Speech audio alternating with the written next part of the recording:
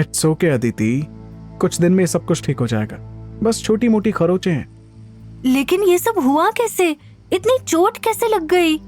हाँ जीजू, आपने तो कहा था कि आप किसी बिजनेस ट्रिप के लिए बाहर गए हुए हो। तब तक वहाँ बीना जी भी आ गई थी और वो लगातार आरव को घूरे जा रही थी। वो किसी भी तरह इस मुद्दे पर आरव को घेरना चाहती थी। हाँ शनाया, मैं बिजनेस रिलेटेड काम से ही बाहर था। वहां हमारा शूट चल रहा था और वो बहुत ही ज्यादा हेक्टिक था, जिसकी वजह से मुझे रेस्ट नहीं मिला और मेरी ऐसी हालत हो गई। झूठ, सरासर झूठ। झूठ बोलने की भी एक हद होती है आरव। अगर तुम कंटिन्यू 3 दिन भी नहीं सोओगे तब भी ऐसी हालत नहीं हो सकती। तो तुम चुपचाप बताते क्यों नहीं कि तुम कहाँ थे? आरव अपने एक्सप्लेनेशन में कुछ बोलने ही वाला था कि तभी राकेश जी वहाँ पर आ गए। आरव, आज ही तुम्हारी कंपनी के एक एम्प्लॉय से मेरी मुलाकात हुई।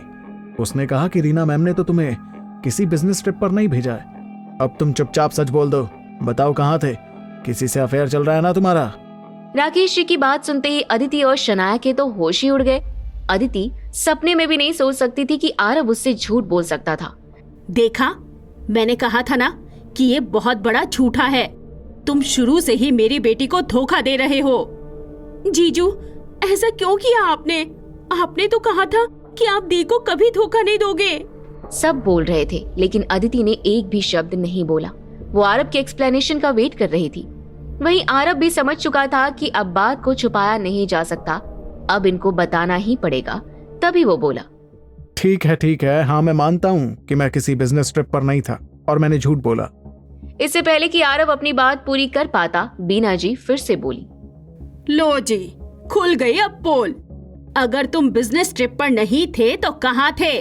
बताओ, किस लड़की के साथ रंगरेलियां मना रहे थे? जैसा आप लोग सोच रहे हैं वैसा कुछ नहीं है अदिति।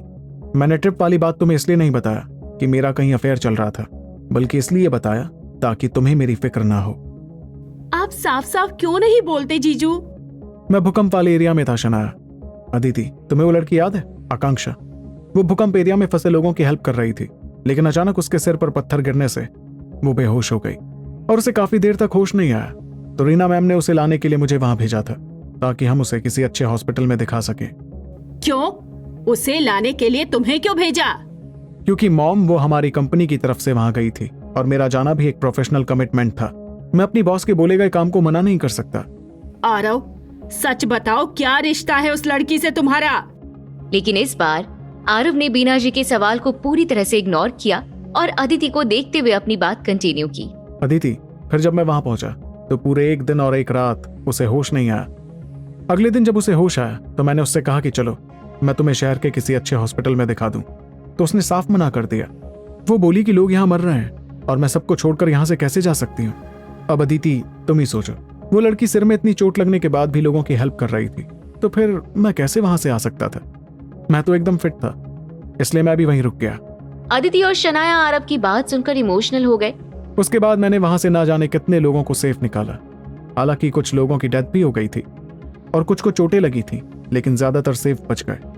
आरव ने ये पूरी स्टोरी बहुत ही सिंपल तरीके से बताई थी, लेकिन अदिति अच्छी तरह समझती थी कि इस काम में कितना एफर्ट और कितना रिस्क था। उसकी आंखों से आंसू गिरने लगे और वो आरव के गले लग गई। तभी शनाया बोली, जीजू, आपने मुझे क्यों नहीं बताया? मैं भी चलती आपके साथ वहाँ। बीना जी ने गुस्से में शनाया को कहा, शनाया, क्या तुम पूरी तरह से पागल हो? क्या करती तुम वहाँ जाकर? सुना नहीं तुमने कि कैसे वो लड़की पूरे दिन बेहोश पड़ी थी? और फिर आरव बीना जी की तरफ मुड़ा और बोला, और मॉम, आपने पूछा ना कि मेरा आकांक्षा से क्या रिश्ता है, तो वो मेरी सिर्फ कलीग है, उससे मेरा कोई अफेयर नहीं चल रहा।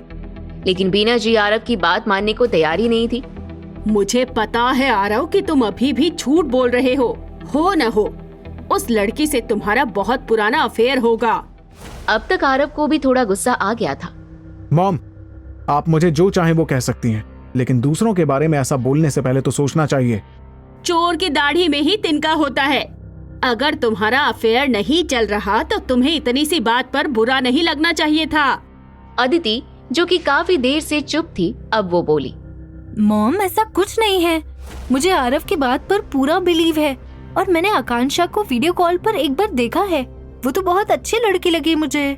अदिति की बात पर बीना जी को बहुत गुस्सा आया। उन्हें हमेशा लगता था कि उनकी लड़की आरव पर इतना ब्लाइंडली बिलीव कैसे कर सकती थी, लेकिन अब जब अदिति ने ही बोल दिया तो उसके बाद वो कुछ न बोल सकी।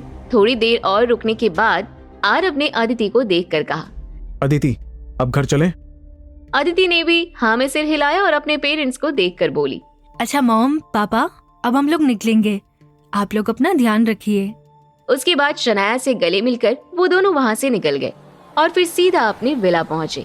आरव बहुत थका हुआ था, इसलिए आते ही वो बेड पर जाकर लेट गया और अदिति उसके सिर पर मसाज देने लगी। आरव प्लीज वादा करो, अब तुम ऐसे किसी भी जगह पर नहीं जाओगे। मैं प्रेग्नेंट हूँ आरव, और अब मुझे तुम्हारी जरूरत है। ऐसा कुछ भी करने से पहले अब बेबी के बारे में सोचना। आई प्रॉमिस यू अदिति, अब आगे से ऐसा नहीं करूंगा। बात करते करते अदिति लगातार उसके सिर पर मसाज कर रही थी। आरव, वहाँ जाने के बजाय हम भूकंप पीड़ित लोगों को कुछ पैसे भेज सकते हैं, जिससे उनकी काफी हेल्प हो जाएगी। इस पर आरव का कोई रिप्लाई नहीं आया। क्या हुआ आरव, क्या तुम्हें ये आइडिया अच्छा नहीं लगा?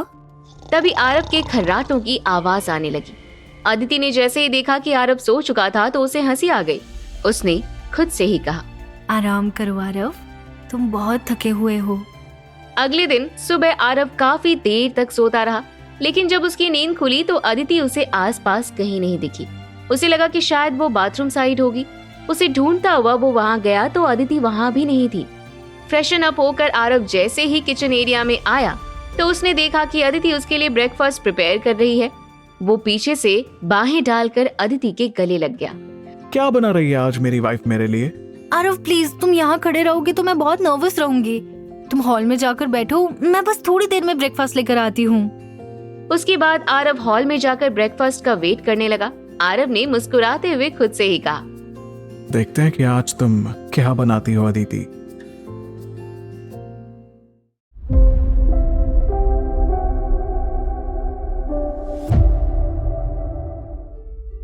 जब तक अदिति आरव के लिए ब्रेकफास्ट बना रही थी तब तक आरव मोबाइल में न्यूज देखने लगा। थोड़ा स्क्रॉल करने पर उसे आकांक्षा दिखी। उसके बाद उसने देखा कि हर न्यूज पोर्टल में आकांक्षा छाई हुई थी। हर आर्टिकल में उसकी अलग अलग फोटोज अटैच्ड थी। जैसे एक फोटो में वो लोगों को बचाते हुए दिख रही थी और एक फोटो में वो खुद हॉस्पिटल के बेड पर लेटी हुई थी। लोग उसके लिए बहुत सारे पॉजिटिव कमेंट्स भी कर रहे थे, जिन्हें देखकर आरव बहुत खुश हुआ। आकांक्षा, तुम सबके लिए इंस्पिरेशन हो। आई होप हर लड़की तुम्हारी तरह ब्रेव हो, तो फिर हमें फेमिनिज्म का झंडा उठाने की जरूरत ही नहीं पड़ेगी। आज मुझे पता चला कि इंसान चेहरे से नहीं अपने कर्म से सुंदर लगता है। बिलीव मी गाइस, आकांक्षा इस वक्त मुझे दुनिया की सबसे खूबसूरत लड़की लग रही है। ऐसे कमेंट्स पढ़कर आरव के चेहरे में मुस्कान आ गई और अंदर से उसे प्राउड फील होने लगा। तभी अदिति ब्रेकफास्ट की ट्रे हाथ में लिए हुए वहाँ आ गई।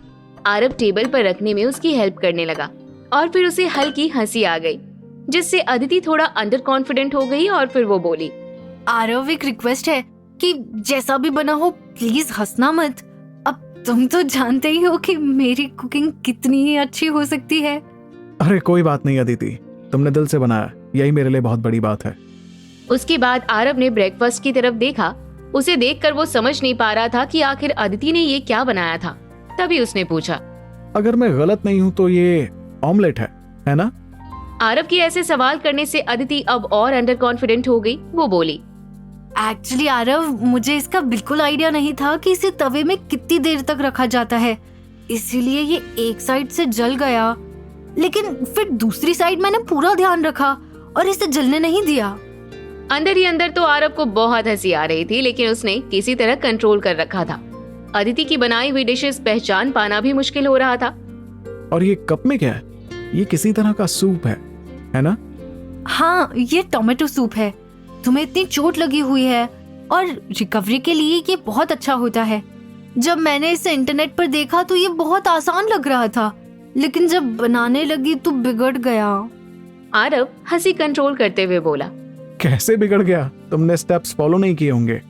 मैंने हर स्टेप फॉलो किया, लेकिन मुझसे पानी और टमाटर की क्वांटिटी का मेजरमेंट बिगड़ गया। वीडियो में वो 1 कप के लिए बना रही थी और मैंने वही सेम स्टेप फॉलो करते हुए 2 कप्स के लिए बना लिया। उसके बाद आरव अदिति को क्यूरियस होकर देखने लगा। क्या हुआ? और भी कुछ है? लाओ उसे भी। नहीं नहीं, दैट्स इट। अरे जब मैं किचन में आया तो मैंने देखा कि तुम सैंडविच बना रही थी। कहाँ है वो तो बिगड़ गई, जल गई थी, उन्हें खाया नहीं जा सकता था आरव, सॉरी। अब आरव अपनी हंसी कंट्रोल नहीं कर सका, वो जोर जोर से हंसने लगा। अदिति बहुत शर्मा गई। आरव, तुमने बोला था कि तुम हंसोगे नहीं। अरे मैं तुम पर नहीं हंस रहा हूँ, सिचुएशन पर हंस रहा हूँ। तुम्हारे लिए तो मैं बहुत खुश हूँ, क्योंकि मैं अपने इस जीवन में तो ये होप छोड़ ही चुका था कि तुम्हारे हाथ का खाना खाना नसीब होगा मुझे।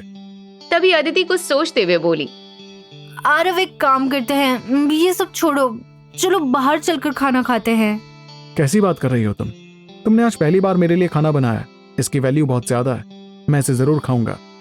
एक्चुअली अदिति कभी कुकिंग नहीं करती थी, कुकिंग का सारा डिपार्टमेंट आरव ने संभाल रखा था।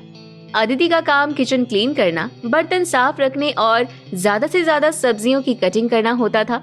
लेकिन आज जब उसने देखा कि आरव गहरी नींद में सो रहा था तो उसने आरव को डिस्टर्ब नहीं करना चाहा। वैसे भी उसने आरव के मुंह से जो स्टोरी सुनी थी वो खुद भी चाहती थी कि आरव देर तक सोता रहे, तो आज उसने ब्रेकफास्ट बनाकर आरव को सरप्राइज देने का प्लान बनाया। जब आरव ने ऑमलेट टेस्ट किया तब अदिति बोली, कैसी बनी है? ये देखने में भले ही अजीब लग रही है, लेकिन इसका टेस्ट बुरा नहीं है। ये तो आरव ने बस अदिति का दिल रखने के लिए बोल दिया था।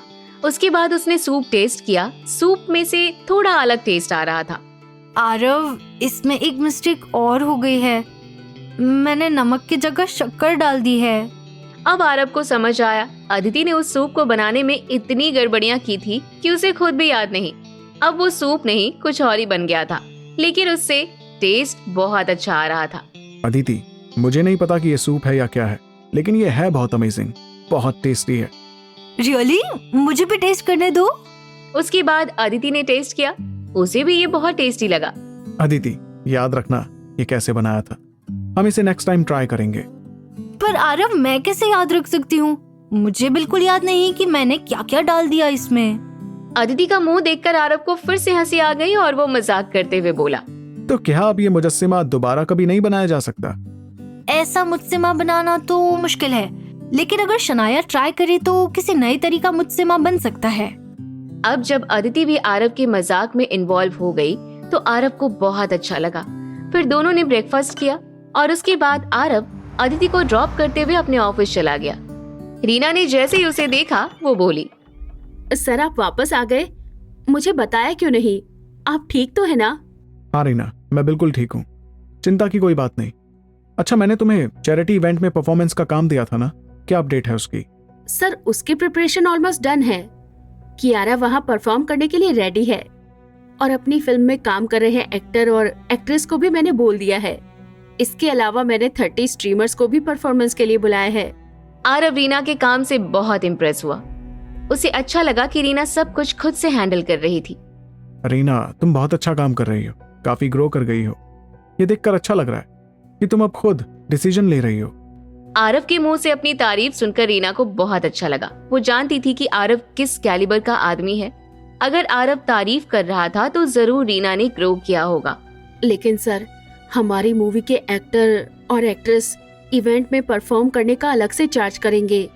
वो फिल्म के पैसों में नहीं करने वाले और ये अमाउंट काफी बड़ा है। सर, हमें किसी भी तरह अपने खर्चों पर रोक लगानी होगी। हम बिल्कुल भी प्रॉफिट में नहीं हैं। तुम उसकी चिंता मत करो, ये बस एक छोटा सा अमाउंट है। अच्छा ये बताओ कि तुमने न्यूज़ देखी? नहीं, अभी देखती हूँ। उसके बाद रीना ने तुरंत अपना मोबाइल निकाला और उस पर न्यूज चेक करने लगी।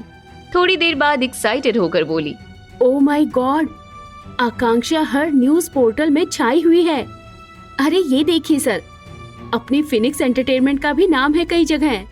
रीना न्यूज पढ़कर काफी खुश हुई, लेकिन फिर थोड़ी देर बाद बोली, सर मैं अग्री करती हूँ कि हमें थोड़ी पॉपुलैरिटी मिल रही है, लेकिन इससे हमें कोई इनकम नहीं हो रही। कोई बात नहीं रीना, वो भी हो जाएगी। हमें बस ये मोमेंटम बनाए रखना है। जैसे ही हमारा फेम बनेगा, पैसा अपने आप आएगा। Phoenix entertainment, Phoenix live stream and all worth real estate, तीनों के कॉलैब से एक चैरिटी फंड फाउंडेशन स्टार्ट करो और आकांक्षा को उसका ब्रांड एम्बेसडर बनाओ। रीना बैंकिंग बैकग्राउंड से थी तो उसे चैरिटी फंड्स के बारे में अच्छे से पता था। वो जानती थी कि ऐसे चैरिटी फंड्स अक्सर किसी पर्पस से किए जाते थे और इन पैसों को किसी इन्वेस्टमेंट में यूज कर लिया जाता था। इसलिए वो थोड़ी देर के लिए सोच में पड़ गई।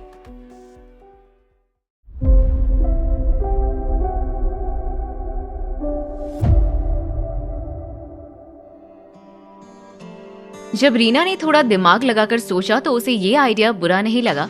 वो तो न जाने ऐसे कितने चैरिटी फंड फाउंडेशन का पार्ट रह चुकी थी। It's a great idea sir. Akanksha के फेम का ये बिल्कुल सही यूज होगा। इससे हमें काफी फायदा हो सकता है। हाँ, आकांक्षा अभी अभी वायरल हुई है, तो अगर हम गर्म लोहे पर हथौड़ा मार देंगे तो हमारे लिए अच्छा ही होगा। सर, हबीब बैंक के त्रिवेदी जी भी इस प्रोजेक्ट में इन्वॉल्व हो जाएंगे। अगर आप कहें तो चैरिटी का अकाउंट संभालने का काम उन्हें ही दे दूं? नहीं रीना, अकाउंट तो पर्सनली मैं ही संभालूंगा, लेकिन हबीब बैंक को एज अ कवर यूज कर सकते हैं। इससे बहुत सारी प्रॉब्लम्स अपने आप सॉल्व हो जाएंगी। इस बीच रीना का मोबाइल रिंग करने लगा, जिसे देखकर रीना का पूरा फेस उतर गया। आरव ने तुरंत नोट कर लिया। क्या बात है रीना, कुछ प्रॉब्लम चल रही है क्या? रीना पहले तो बताने में हिचक रही थी, लेकिन उसके बाद वो बोली, सर, एक बहुत बड़ी प्रॉब्लम चल रही है हमारे साथ। 10 बड़े स्ट्रीमर्स हमारी फिनिक्स लाइव स्ट्रीम को छोड़कर चले गए हैं। ये सुनकर आरव को थोड़ा शॉक सा लगा। क्या? लेकिन ऐसा क्यों हो रहा है? पता नहीं सर, और इसमें सबसे बुरी बात ये है कि ये 10 स्ट्रीमर्स हमारी फिनिक्स लाइव स्ट्रीम के सबसे बड़े स्ट्रीमर्स थे। हम इनके थ्रू काफी रेवेन्यू जनरेट कर सकते थे। ये सुनने के बाद आरव सोच में पड़ गया, क्योंकि किसी भी स्ट्रीमर के लिए कोई कॉन्ट्रैक्ट ब्रेक करना बिल्कुल भी इजी नहीं होता, क्योंकि इसके लिए उन्हें पेनल्टी के तौर पर कंपनी को एक बड़ा अमाउंट देना होगा, और अगर इसके बाद भी वो लोग कॉन्ट्रैक्ट ब्रेक करके गए थे तो इसका मतलब दाल में जरूर कुछ काला है। Reena, let's go to the Phoenix live stream, वहीं चलकर सारी सिचुएशन समझते हैं। उसके बाद रीना को बिठाकर आरव कार चलाता हुआ कंपनी पहुंचा। वो लोग जैसे ही अंदर घुसे, रीना पूरी तरह से कैरेक्टर में आ गई और वो जाते ही अपनी टीम पर चिल्लाने लगी। क्या कोई मुझे बताएगा कि ये सब क्या चल रहा है? क्यों हमारे स्ट्रीमर्स हमें छोड़कर जा रहे हैं? रीना यहाँ पर एक्टिंग नहीं कर रही थी, बल्कि उसे सच में बहुत गुस्सा आ रहा था। फिनिक्स लाइव स्ट्रीम कंपनी को खड़ा करने में उसने अपना खून पसीना एक कर दिया था, और अब जब सब कुछ ठीक जा रहा था तो ये इतनी बड़ी प्रॉब्लम आ गई। कंपनी के मैनेजर वेंसी नारायण ने रीना को शांत कराते हुए कहा, मिस बिस्वास, आप प्लीज गुस्सा मत कीजिए, हमने इस प्रॉब्लम की जड़ का पता लगा लिया है। ये सुनते ही रीना और आरव क्यूरियस होकर उसकी तरफ देखने लग गए। वेंसी ने अपनी बात कंटिन्यू की। हमारे स्ट्रीमर्स को फ्लाइंग फिश ने अप्रोच किया था और हमसे बड़ी डील ऑफर की, इसलिए वो हमें छोड़कर चले गए। ऐसा नहीं है कि हम उन्हें वापस नहीं ला सकते, लेकिन फ्लाइंग फिश से ज्यादा बड़ी डील दे पाना फिलहाल हमारे लिए पॉसिबल नहीं होगा। रीना ने जैसे ही फ्लाइंग फिश का नाम सुना, उसे बहुत गुस्सा आया। वो समझ गई थी कि इस सब के पीछे लारा का हाथ था। फिर से वही फ्लाइंग फिश? ये लोग तो हाथ धोकर पीछे पड़ गए हैं। वहीं आरव काफी काम होकर खड़ा था। वो बिजनेस वर्ल्ड की इस गंदी पॉलिटिक्स को बहुत अच्छे से जानता था। पीठ पीछे अपने कॉम्पिटिटर का लॉस करना यहाँ का पुराना ट्रेडिशन रहा है। अच्छा, एक बात बताओ, उन्होंने हमारे स्ट्रीमर्स को अप्रोच किया, तो क्या उन स्ट्रीमर्स की पेनल्टी फ्लाइंग फिश भरेगी? मिस बिस्वास, उन्हें ये पेनल्टी भरने में कोई प्रॉब्लम नहीं है। इनफैक्ट अगर पेनल्टी इससे भी ज्यादा होती तो भी फ्लाइंग फिश इसे भरने से पीछे नहीं हटती। लेकिन ऐसा क्यों? फ्लाइंग फिश इन लोगों पर इतना पैसा क्यों वेस्ट करना चाहेगी? क्योंकि स्टीमर्स हमारी कंपनी के सबसे बड़े स्टीमर्स थे। पेनल्टी जितना पैसा तो वो लोग अगले 4 महीने में रिकवर कर लेंगे, और उसके बाद पूरे साल प्रॉफिट ही प्रॉफिट। रीना को बहुत बुरा लगा कि उनके बेस्ट स्ट्रीमर्स अब कंपनी से जा चुके थे। उन्हें बड़ा फेस बनाने के लिए आरव और रीना ने बहुत पैसे खर्च किए थे। सारी प्लानिंग खराब कर दी इन्होंने, पैसा वेस्ट हुआ। और मिस बिस्वास, उन स्टीमर्स का फैन बेस बहुत बड़ा था। वो लोग अपने साथ हमारी बहुत बड़ी ऑडियंस लेकर गए हैं। हाँ, समझ रही हूँ कि हमारा बहुत बड़ा लॉस हुआ है। अब फ्लाइंग फिश से आने वाले पेनल्टी के अमाउंट का सही यूज करना होगा। वो बहुत गुस्से में थी और फंबल कर रही थी। उसके बाद उसने आरव की तरफ बहुत होप से देखा। उसके पास आरव ही आखिरी उम्मीद था जो कोई रास्ता दिखा सकता था। तभी आरव ने रीना को एक मैसेज किया। रीना ने चुपचाप उसे रीड किया और फिर सबकी तरफ देखते हुए बोली, हेलो टीम, यहाँ पर प्रेजेंट आप सब लोग फिनिक्स लाइव स्ट्रीम के कोर मेंबर्स हैं। आप लोगों को छोटी से छोटी डिटेल भी पता है, तो अब आप लोग बताइए कि अब हमें क्या करना चाहिए। तभी वेंसी ने कहा, मुझे लगता है कि हमें ठीक वही करना चाहिए जो फ्लाइंग फिश ने हमारे साथ किया, लेकिन हमें ये स्ट्रेटेजी छोटे प्लेटफॉर्म के साथ यूज करनी होगी। मुझे भी ऐसा ही लगता है। कि छोटे प्लेटफॉर्म से कुछ स्टीमर्स हमें यहाँ लाने चाहिए। जो पैसा फ्लाइंग फिश हमें देने वाली है उससे हम काफी स्ट्रीमर्स को ला सकते हैं। रीना कुछ देर सोचती रही और फिर बोली, आई ऑल्सो अग्री। बैकअप के तौर पर हमारे पास कुछ स्ट्रीमर्स तो होने ही चाहिए, वरना सारा काम बंद हो जाएगा। मिस बिस्वास, मेरे कुछ कॉन्टैक्ट छोटे प्लेटफॉर्म के साथ हैं और उन्हें भी हमारे साथ काम करने में कोई प्रॉब्लम नहीं होगी। अगर आप कहें तो मैं बात करूं? आरव जो अब तक चुपचाप सबकी बातें सुन रहा था अब बोला, और अगर फ्लाइंग फिश ने उन स्टीमर्स को भी अपने साथ ले लिया तो तब क्या करेंगे हम? आरव के ऐसा बोलते ही सब थोड़े शॉक में चले गए, क्योंकि इस एंगल से तो किसी ने सोचा ही नहीं था। क्या वे आगे फिर से ऐसा करेंगे? Oh my God. Flying fish entertainment की गंदी पॉलिटिक्स को आरव बहुत अच्छे से जानता था। वैसे वो पर्सनली लारा से 1-2 बार ही मिला था, लेकिन वो उतने में ही समझ गया था कि वो उन लोगों में से थी जिसे दूसरों का लॉस करने में मजा आता था। इस बार उसने जो चाल चली थी उससे तो आरव और रीना जड़ से हिल गए थे। उसने फिनिक्स लाइव स्ट्रीम की स्ट्रेंथ माने जाने वाले स्ट्रीमर्स को ही खरीद लिया था और आरव को अच्छे से पता था कि लारा बार बार ऐसा करेगी। दूसरी तरफ फ्लाइंग फिश के ऑफिस में लारा की सेक्रेटरी उससे बोली, मैम, फिनिक्स लाइव स्ट्रीम के मेन स्ट्रीमर्स को छीनकर हमने उन्हें ऑलमोस्ट फिनिश कर दिया है। ये सुनते ही लारा अपनी चेयर से उठकर नाचने लग गई और अपने ही नाम का गाना गाने लग गई। लारा ला ला ला ला लारा। यस रीना विश्वास, अभी तो तुम्हें बहुत कुछ देखना बाकी है। मैं तुमसे हर वो चीज छीन लूंगी जो तुम्हें पसंद है। 1-2 बार जीतकर तुम्हें क्या लगा कि तुम मुझे हरा पाओगी? ये तो तुम्हारी भूल थी रीना। तभी उसकी सेक्रेटरी थोड़ा हेजिटेट होते हुए बोली, मैम, वैसे तो अच्छा है कि हमने फिनिक्स लाइव स्ट्रीम को ऑलमोस्ट खत्म कर दिया, लेकिन हमें उनको जो कंपनसेशन अमाउंट देना है वो बहुत बड़ा है। इतना बड़ा अमाउंट देने से हमारी बहुत सारी सेविंग निकल जाएगी। लारा खुद भी जानती थी कि ये बहुत बड़ा अमाउंट था और इतना बड़ा अमाउंट देने से पहले उसे कंपनी के बॉस से परमिशन लेनी होगी, लेकिन लारा ऐसा नहीं करना चाहती थी। वो जानती थी कि बॉस को जब पता चलेगा कि वो अपने पर्सनल ग्रजेस की वजह से ऐसा कर रही थी तो वो लारा पर बहुत गुस्सा करते और हो सकता था कि वो इतने बड़े अमाउंट को खर्च करने की परमिशन ही ना दे। तभी वो अपनी सेक्रेटरी से बोली, अच्छा एक बात बताओ, हमने जो चैरिटी फंड इकट्ठा किया है अभी उसकी क्या सिचुएशन है? मैम, हमारे पास बहुत सारा फंड इकट्ठा हुआ है इस बार। क्या इतना इकट्ठा हुआ है कि हम फिनिक्स लाइव स्ट्रीम का कंपनसेशन अमाउंट दे सकें? लारा की बात सुनकर उसके सेक्रेटरी पहले तो शॉक हो गई। यस मैम, अगर उसमें थोड़ा और अमाउंट मिला लें तो वे कंपनसेशन अमाउंट जितना हो जाएगा। ग्रेट, तो जाकर अपने अकाउंट डिपार्टमेंट को बोलो कि फिनिक्स लाइव स्ट्रीम को उनका कंपनसेशन अमाउंट ट्रांसफर कर दें। लेकिन उसकी सेक्रेटरी वहीं खड़ी रही जैसे वो कुछ पूछना चाहती हो। बोलो, कुछ कहना चाहती हो? मैम, मैं ये पूछना चाहती हूँ कि चैरिटी फंड से आया पैसा तो चैरिटी के लिए है ना, उसे हम कंपनी के काम में कैसे यूज कर सकते हैं? सेक्रेटरी की बात सुनकर लारा ने उसे इतने गुस्से से देखा कि वो बेचारी सिर से लेकर पांव तक कांप गई।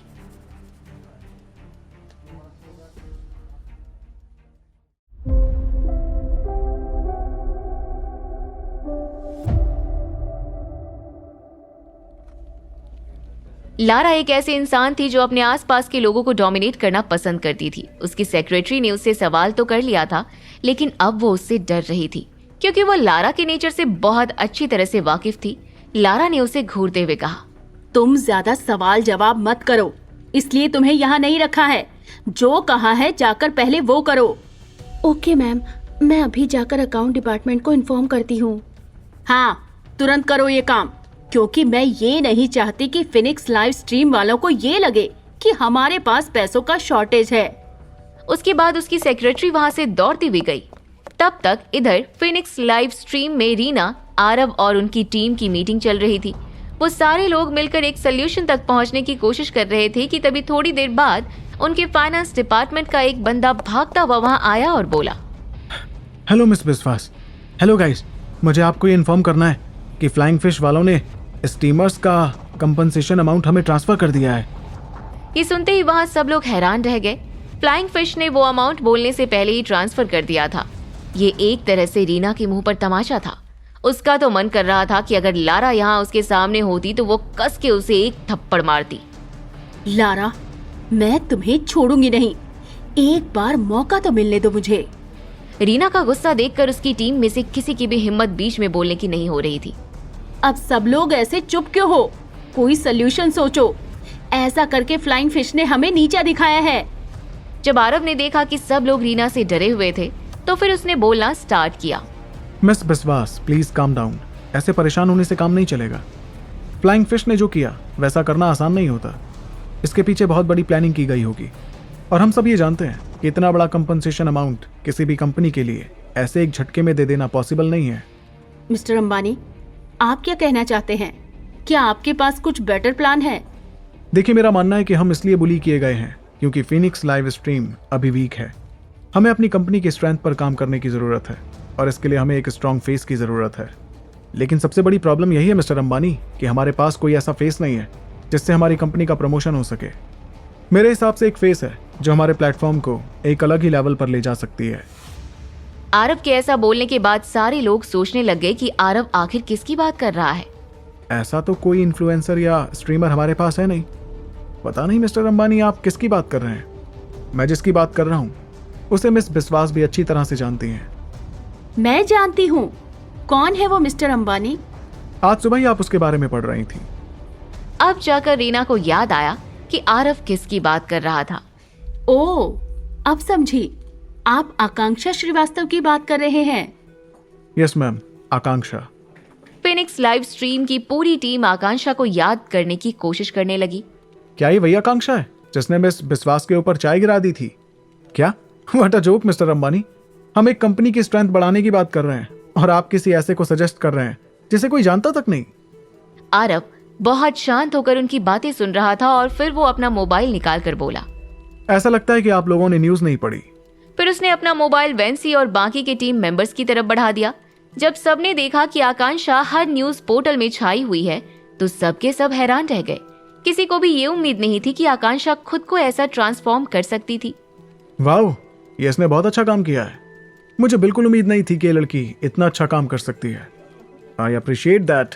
इस लड़की ने कमाल का काम किया है। लेकिन इसके साथ साथ मैं ये भी मेंशन करना चाहूंगा कि ना तो ये लड़की बहुत खूबसूरत है और ना इसका फिगर कुछ खास है, इसलिए इसको मिली पॉपुलैरिटी काफी कम टाइम के लिए होगी और फिर बहुत जल्दी लोग इसे भूल जाएंगे।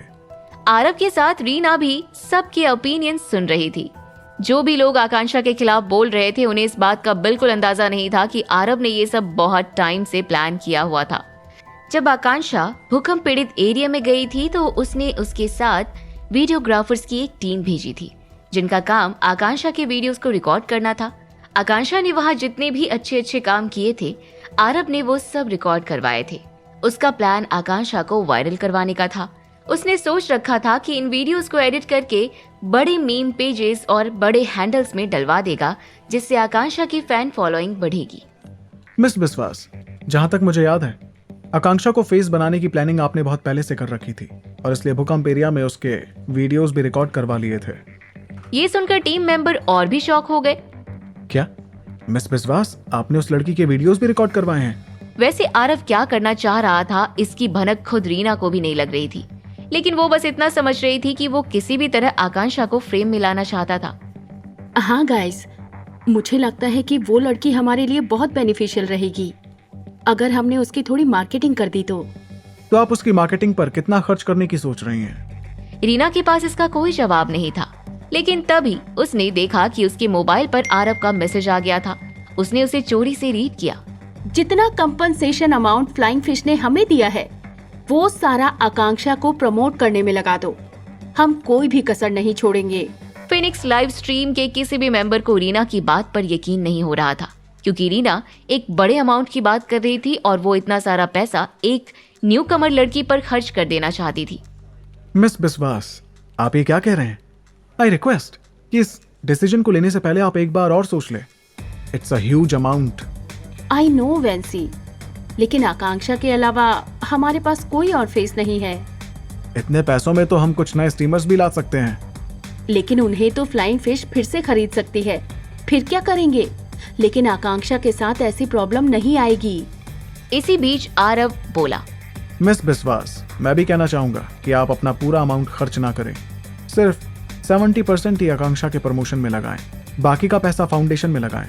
रीना आरव की इस बात को भी मान गई। उसके बाद भी कुछ लोग आकांक्षा पर क्वेश्चन कर रहे थे, लेकिन आरव ने किसी की भी बात सुनने से मना कर दिया। गाइस, मिस बिस्वास ने आकांक्षा को हमारी स्ट्रीमिंग कंपनी का फेस बनाने और उसे प्रमोट करने की प्लानिंग बहुत पहले से कर रखी थी, इसलिए अब इस पर बहुत बात करने का कोई फायदा नहीं। मैं आप लोगों को उसके एडिटेड वीडियोस और उसका सोशल मीडिया अकाउंट भेज दूंगा। आप उन वीडियोस को उसके अकाउंट में पोस्ट करो और बाकी के पेजेस में भी डलवाओ। और हाँ, एक और बात याद रखना कि आकांक्षा के अलावा वहां और भी लोग भूकंप पीड़ितों की हेल्प कर रहे थे, तो कुछ कुछ पोस्ट उनके लिए भी करना, लेकिन उन्हें बहुत कमर्शियलाइज मत करना। रीना समझ गई थी कि आरव अपने सारे इंस्ट्रक्शंस दे चुका था। आई होप अब सब कुछ क्लियर है। तो फिर अब जाओ और सब काम पर लग जाओ।